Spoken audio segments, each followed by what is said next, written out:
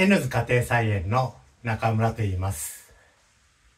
今日は備蓄についていろいろ話していきたいと思います。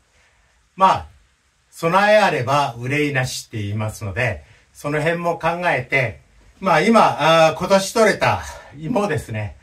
これもありますし、いろいろなものがありますので、その説明をしていきたいと思いますけど、私の体験を少し話させてください。私はですね、1995年に起きた阪神淡路大震災、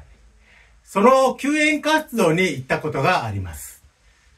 その時は、震災はですね、1月17日の朝の5時46分と、本当に朝の早い時間に起こりました。で、私はその当時名古屋に住んでいたんですけど、大きな揺れと、本当にすごいことが起こってるなっていうような感じがしました。で、私は何かをしたいなと思いまして、いろんな人に声をかけて、愛知県庁や名古屋市役所に連絡を取って、救援物資を届けるにはどうしたらいいのかっていうようなことをいろいろ確かめるようにしました。そしてですね、いろんな許可をもらって、4トントラックと、またハイエース2台、普通車で救援に行くことにしたんですね。その時にいろんな経験をさせてもらいました。トラックで行くとかそういうこと以前にですね、本当に、物資が集まるのかとか、いろんなこともあったんですけど、非常に多くの協力により、そのすべてに、満タンにすることができましたね。その当時私はキリスト教の牧師をしていた関係上、神戸や関西エリアに多くの友人がいましたし、知り合いも多くいました。そういう関係上連絡を取りながら、いろいろ準備をして、3日後の20日に出発することにしまして、そして名古屋の有名なホテルの総支配人の秘書をやってる方が、私の教会の教会員だったもんですから、その方からも何かしたいっていうことで、そのホテルから1000枚以上の毛布をいただきました。で、それだけではなく、近所の方や、また、周りの教会やいろんなところから、灯油ストーブや灯油や水や、もうありとあらゆるものが集まってきたんですね。で、4トントラックに満タンにし、それでは足りなくて、ハイエースワゴンですね。ハイエースにも、ほとんど満タンの状態で荷物を持っていくことになりました。その時ですね、分かっていたことは、向こうに着いたら、携帯電話が使えなくなるっていうようなことですね。電気も切れてたり、場所によっては、繋がりにくいところがあるっていうことで、トランシーバーも持ってきました。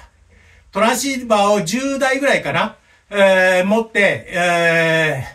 十数名がその時に一緒に行ったんですけど、阪神大震災ということで、名神高速とか、阪神高速も一部普通になっており、普通に車で走ることができないような状態だったんですね。ですけど、愛知県からいろいろ許可をもらっていた関係上、パトカーの先導で、パトカーが前を走ってくれて、そういう10センチぐらいの段差があるような、道路もですね、パトカーと一緒にここはゆっくり走ってくださいとかいろいろ言われながら、荷物を届けることができました。そして、神戸市役所についてびっくりしたのが、すごい状態だったんですね。それはですね、物は集まってきてるんですよ。いろんなところからトラックが来たり、いろんなものが入ってきてました。温かいものを届けたいということで、おにぎりや、そういうスーパーで売ってるおにぎりとかそういうのだけじゃなくて、スープとかいろんなものが届いていたんですけど、結局そういうものは腐らせるだけで、周りの人に届くことはありませんでした。一部のものは当然届いたんですけど、取りに来ないとそれは届けることができなかったんですね。ところが取りに来るって言っても、その地震で被災された方たちは取りに行く手段がなかったっていうこともあって、非常に大変な時期でしたね。で、その後私が考えたのは、やはり備蓄をしておかないといけないなっていうことですね。その時、経験したことは、小学校とかいろんなところには、物が結構回っていたんですね。それは自治会の連絡の係の人とかいろんな方が市役所に取りに行ったりいろんなことができます。ところが中学校はそういう自治会とかそういうのがないのかな？よくわかんないんですけど、そういうところには物が全然なかったっていうことで、市役所の方とも連絡取ると、ぜひそちらの力でなんとかいろんなところに配ってもらえませんかって言われて、毛布とか、その食べ物とかストーブとか、そういうものを自分たちの手で結局、届けに行くことになったんですね。その時に私たちが回ったのは、キリスト教の教会にも回りましたし、それだけではなく、中学校ですね。中学校にいっぱい荷物を届けました。中学校には大きな体育館の中に10人ぐらいしかいないようなところもあって、そういうところは静かで寝れて本当に気持ちよさそうだったんですけど、毛布とかそういうのがなかったり、ストーブがなかったり、非常に大変でしたね。で、そういうことを考えて、今日は備蓄について少し見ていきたいと思います。今ここにあるのが、さつまいもです。今年採れたさつまいもです。このような、ボックスに3つぐらい、今年は採れました。非常に大収穫だったと思います。で、それだけじゃなく、近所の方から8作ももらいました。こういう芋とか8作はこのまま取っておかれるもんですから、8作もこれまだ取り立てなんですけど、来月には夏みかんが取れます。で、そういうものを近所から自分で取ってくんだったら、自分で切って取ってくんだったら持ってってくれって言われるもんですから、みんなタダでもらっています。で、これも1ヶ月ぐらい置いとくと本当に美味しいんですね。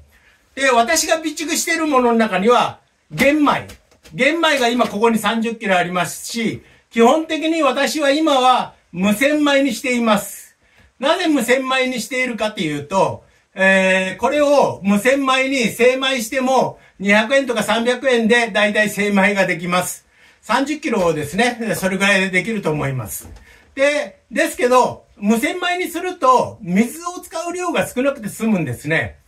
普通の白米にすると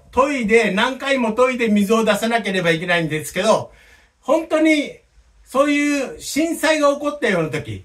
水がほとんど使えない貴重なものになります。ですから無洗米は備蓄としていいと思います。で、あとですね、こういうような、水も大切ですし、こういうような、ポータブル電源ですね。こういうものも非常に大切になります。ポータブル電源でソーラーパネルにつないで、簡単に電気さえ起こせば、大体の電気器具は使えるようになりますので、ポータブル電源も一つあるといいと思いますね。私の備蓄としてはこんなような形です。そして、あとですね、瓶で私たちは結構いろんなものを備蓄しています。粉のものだったり、お茶だったり、漬物だったり、きゅうりの漬物だったり、そうですね。ここには、じゃがいももあったり、じゃがいもの瓶詰めですね。で、ある方から連絡を受けまして、じゃがいもの瓶詰めなんて、長いこと持つんですか？いや、私たちは2年ぐらい持たせます。完全に真空にすることによって、味もそれほど衰えることなく、十分、使うことができています。あと、ロゼラのお茶とか粉とか、そういうものを私たちは使って、今、備蓄の準備をしています。それは、いつ地震が起こるかわからない。いつ何が起こるかわからない。ですから、備えておくことは大切だと思います。そして、それを自分たちとしてどういうふうに使っていくか。震災とか何かが起こると、最低1ヶ月間は生き延びなければいけません。最初の1週間ぐらいは、レトルトのパックとか、いろんなものでも十分持つでしょう。レトルトのそういうものを食べ続けていると、体に異変が起こるっていうようなことも聞きました。そういう震災を受けている人たちからいろいろ話すと、缶詰とかそういうのもいいんだけど、こういうね、生ものを、みかんとかいろんなものを食べたいんだよねっていうことも言われました。ですから私たちは芋とかこういうものは準備するようにしています。で、1ヶ月ぐらい経つと、だいたい交通網が整備されたりいろんなことをしてくるもんですから、いろいろなものが入りやすくなってくると思います。最初の1週間は、まあどちらかというとレトルトのものでだいたい済んでしまうんですけど、それだけでは足りなくなり、野菜とかそういうのも必要になりますから、ぜひ皆さんも、いろんな意味でそういう野菜とか、こういう果物とか、いろんなものを備蓄されることをお勧めします。今日は簡単な、おすすめだけですけど、皆さんに何か役立てばと思って、連絡させてもらいました。ありがとうございました。